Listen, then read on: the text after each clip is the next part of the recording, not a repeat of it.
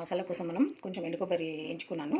కొంచెం సగం ముక్క తీసుకొని వేయించి పక్కన పెట్టుకొని, నువ్వులు కూడా ఒక 2 స్పూన్స్ అట్లా తీసుకొని అవి కూడా వేయించి పక్కన పెట్టుకున్నాను. అందులో కొంచెం షాయి కూడా వేసేసుకున్నాను. గరం మసాలాలు ఒక 5 లవంగాలు, ఇలాచి, పట్ట ఇవన్నీ తీసుకున్నాను. ఇవన్నీ ఇప్పుడు పేస్ట్ పట్టుకుంటాం. 2 ఆనియన్స్ తీసుకున్నాను. ఇది పేస్ట్ వేసుకుందాం మనము. చూడండి ఫ్రెండ్స్, దీపావళికి వేసిన లైట్లు మా పిల్లలు ఇప్పుడు తీస్తున్నారు. మా పెద్దకి రోజు టైం దొరికింది తీయడానికి. చూడండి, వాళ్ళ తీస్తున్న లైట్స్ ఏమైనా చిక్కుపడ్డాయా? అట్లా గాలికి అయినాయా? గాలికి ఆ గ్లాస్కి కొట్టుకుంటున్నాయి తెలుసా రోజు లైట్లు. ఇది తీసిండ్రా? ఈ లడీలు తీసిరా 2? తెలుసమ్మ తల్లి.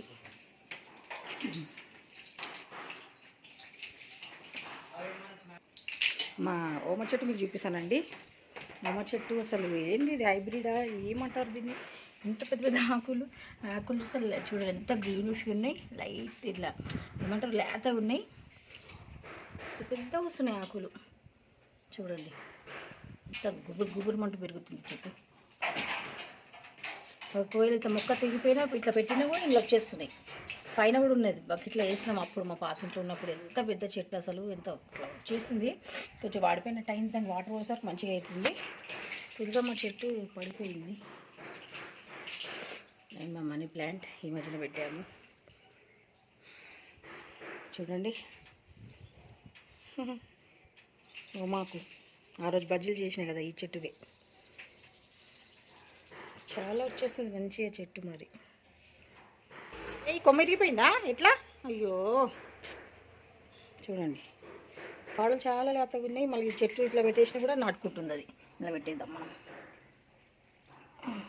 అమ్మ కొంచెం ఇది మట్టి ఓకే పోయింది. ఇప్పుడు మళ్ళీ వచ్చేస్తుంది చూడండి ఫ్రెండ్స్ చెట్టు. ఇది మాత్రం గులాబీ చెట్టు ఉండే ఇందులో. ఇది చాలా లోపలికి ఉంది. ఎంత ఇట్లా గట్టి బీకిని వెళ్ళట్లేదు. దానికి సపోర్ట్గా ఉండనిచ్చి కట్టేసింది అన్నమాట.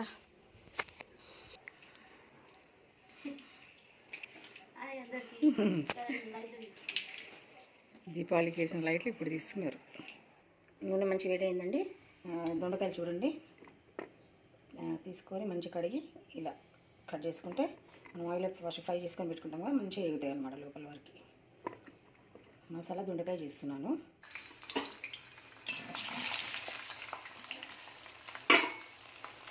ఫ్రై కావాలి అవి.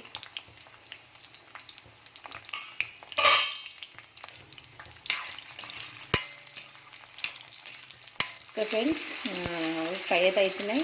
ఆల్మోస్ట్ మనకు ఫ్రై అయిపోవడానికి వచ్చాయి. ఒక 60-70% మనం ఇలా కుక్ చేసుకుంటే మళ్ళీ మిగతా అన్నమాట ఇవి ఇలా. ఓకే అండి, అదే ఆయిల్లో ఇప్పుడు నేను ఆనియన్, టమాటా, పచ్చిమిర్చి 3 కలిపి ఒక దగ్గర పేస్ట్ చేసుకున్నా. ఈ పేస్ట్ మనం ఇప్పుడు ఆయిల్లో వేసేద్దాం. ఓకే అండి, వేసేసిన మంచిగా ఫ్రై కావాలి. ఎందుకంటే మనం ఆల్రెడీ అంటే ముందుగా మనము ఫ్రై చేసుకోకుండానే పేస్ట్ పట్టుకున్నాం కాబట్టి ఇది మంచిగా కొంచెం పచ్చి వాసన పోయే వరకు మనం ఫ్రై చేసుకోవాలి ఆనియన్ టమాటా పేస్ట్ని. ఓకే అండి, ఇక్కడ నేను చూడండి అల్లం పేస్ట్ వేసుకున్నాను, కనిపిస్తుందా? ఇది చూడండి. పసుపు కూడా వేసేసుకున్నాను. ఇది ఆల్మోస్ట్ మనకు ఫ్రై అయిపోయింది. అవి మంచిగా మీదకి వచ్చింది. నాకు ఫ్రై అయిపోయినట్టే. అది పచ్చి వాసన పోయేంతవరకు ఫ్రై చేసుకోవాలన్నాను కదా. అన్నీ లవంగా, ఇలాచి, పట్ట ఇవన్నీ మనం ఇందులో వేసేసుకున్నాను.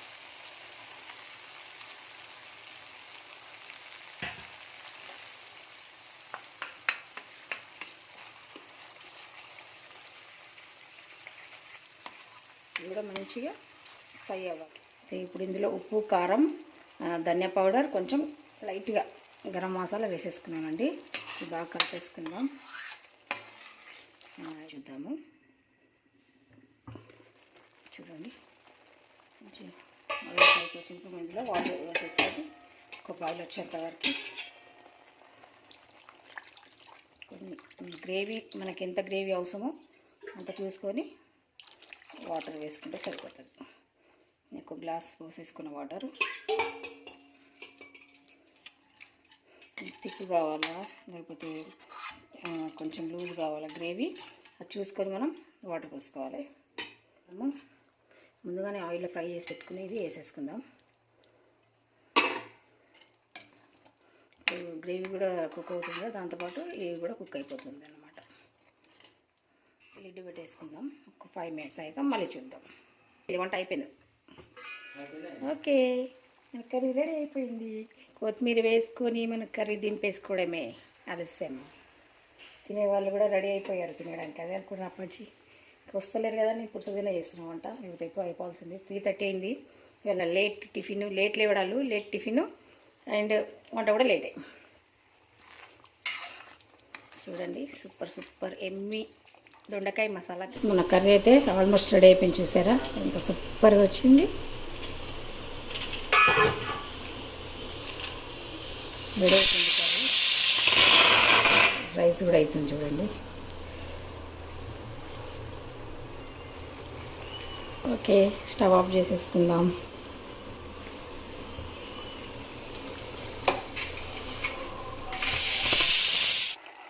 హాయ్ అండి, నెయ్యి చేస్తున్నాను. చాలా రోజులు నెయ్యి చేయక చాలా మిగడ జమ అయిపోయింది. నాకు ఇంట్లో నెయ్యి కూడా నిండుకుందనమాట, కాబట్టి చేస్తున్నా ఈరోజు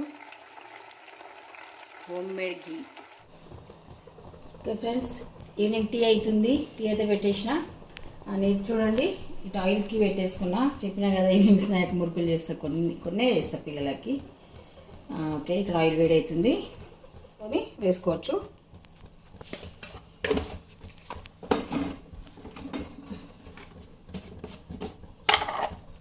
అందరికి తెలిసిన మెథడే, కాకపోతే చేస్తున్నా కదా షేర్ చేస్తున్నా అంతే. 1 స్పూన్ కారం వేసిన. కారం ఎక్కువ వేసే అవసరం లేదు. ఎక్కువ కారం వేస్తే ఏమవుతుందంటే చాలా ఎక్కువ కారంగా ఉంటుంది. పిల్లలు తినరు కదా, చిన్న పిల్లలు అయితే. కొంచెం పసుపు. ఓకే ఫ్రెండ్స్, మనము నువ్వులు తీసుకుంటున్నాం. కొన్ని నువ్వులు వేసుకుందాం.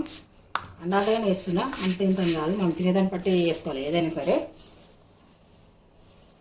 ఇవైతే నాకు సరిపోతాయి అనిపిస్తుంది, ఎందుకంటే పిండి చాలా కొంచెం క్వాంటిటీ చేస్తున్నా కదా, అందుకని. ఓకేనా, ఉప్పు కారం వేసేసుకున్నాము. పసుపు. పిండి చాలా మెత్తగా పట్టిండు. మెత్తగా పట్టిమని చెప్పిన బావకి, చాలా బాగా పట్టిండు పిండి అయితే మెత్తగా. అసలు ఇంత బియ్యం పిండి అసలు ఇప్పటివరకు ఇంత మెత్తగా పట్టలేదు నాకు తెలిసి. బాగా పట్టింది ఇక్కడైతే.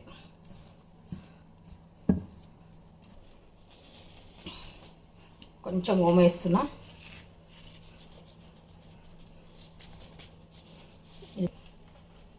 మనకి ఎంత ప్రాబ్లం ఏం కాదు, గ్యాస్ ఫామ్ ఏం కాదు.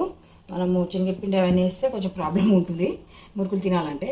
ఇది ఓన్లీ మనం బియ్యం పిండితోనే మురుకులు చేస్తున్నాము. ఇంకేం పిండి, పప్పు పొడిలు, పప్పు పిండిలు ఏం కలపట్లేదు నేను.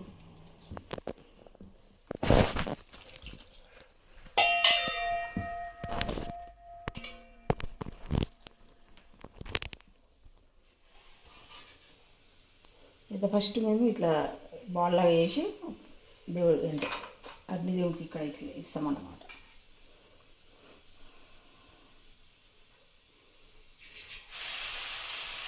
స్టార్ట్ చేయకపోతే నేను చాలా రోజులు అయిందండి.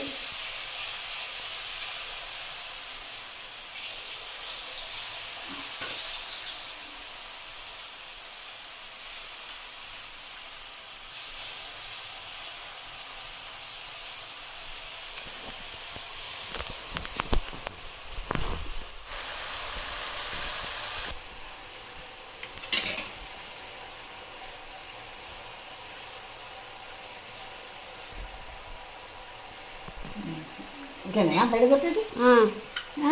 అవును, ఇంతే. మరి ఇంట్లో కూడా ఇట్లనే చేస్తాం కదా, తేడా ఏమున్నది? ఇంట్లోకి బయటకి, ఇంట్లో బాగుంటాయి ఇంకా.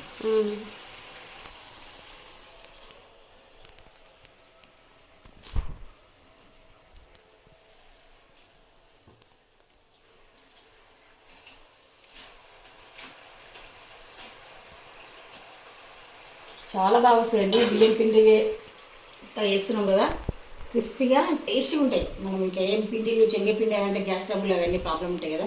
ఇప్పుడు ఈ జనరేషన్ పిల్లలకు కూడా శనగపిండిలు అట్లాంటివి ఏం పడట్లేదు. మసాలాలు, పిండిలు, శనగపిండిలు, పెసరపప్పు లాంటివి ఏం పడతలేవు. కాబట్టి ఈ ఓన్లీ బియ్యం పిండితోనే సింపుల్గా మంచిగా చేసుకోవచ్చు ఇంట్లోనే మనం. మంచి స్నాక్ అనమాట పిల్లలకి, ఓన్లీ బియ్యం పిండితోనే చాలా టేస్ట్ ఉంటుంది. ఓకే, ఈ వాయి అయిపోయింది, తీసేసుకుందాం.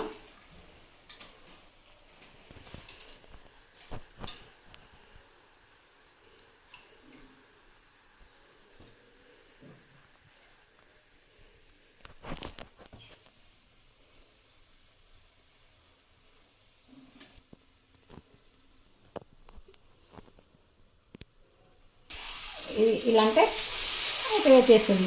స్టార్టింగ్ నేర్చుకునే వాళ్ళకి, కొత్తగా పెళ్ళైన వాళ్ళకి, కొంచెం భయం ఉన్న స్టార్టింగ్లో వంటలు నేర్చుకునే వాళ్ళకి ఇది ఈజీ మెథడ్ అనమాట. ఇది మీరు ఇలా చేసుకోవాలి.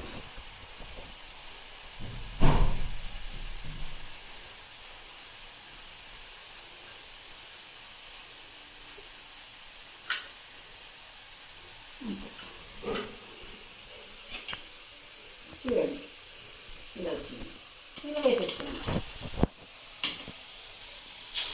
అంతే.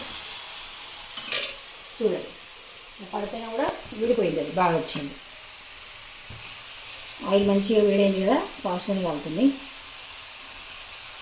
వెంటనే మనం తిప్పుకుంటే విడిపోతుంది, కాబట్టి కొంచెం ఫ్రై అయింది తెలుస్తుందో చూడండి.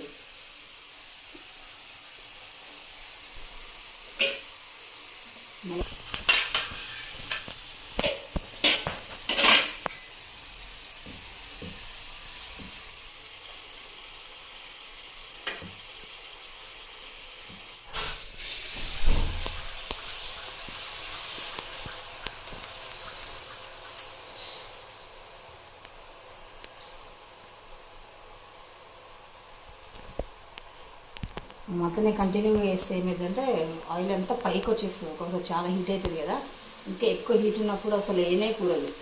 కొంచెం మామూలుగా వేడి ఉన్నప్పుడు మనం వేసుకోవాలి ముక్కలు అనేది. చాలా వేడి అయిపోతుంది, ఆయిల్ అనేది బయటకు వచ్చేస్తుంది. చాలా అది డేంజర్ అనమాట.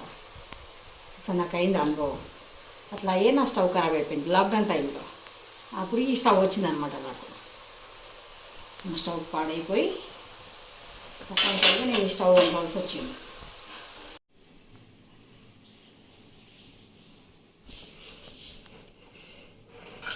లంచ్ అండ్ ఈవినింగ్ స్నాక్ మీతో నేను షేర్ చేసుకున్నాను. నచ్చితే కనుక లైక్ చేయండి, కామెంట్ చేయండి. కొత్త కనుక చూసే ఛానల్ సబ్స్క్రైబ్ చేసుకోండి. ఓకేనా ఫ్రెండ్స్, బాయ్ అండి. మళ్ళీ మంచి నెక్స్ట్ వీడియో